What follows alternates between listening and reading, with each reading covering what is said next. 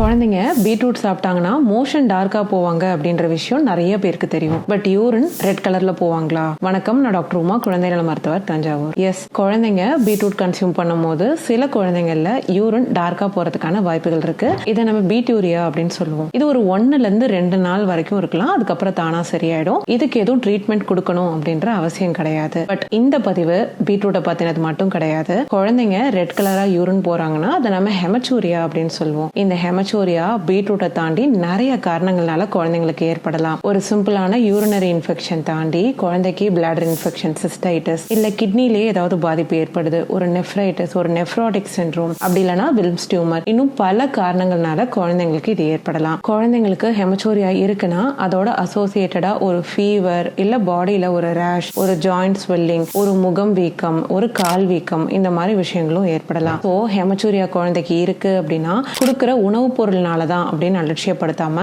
கட்டாயமா போய் டாக்டரை பார்க்கணும். இதை பத்தின டவுட்ஸ் இருக்கு அப்படின்னா கமெண்ட் செக்ஷன்ல பதிவு பண்ணிக்கோங்க. என்னையும் ஃபாலோ பண்ணிக்கோங்க.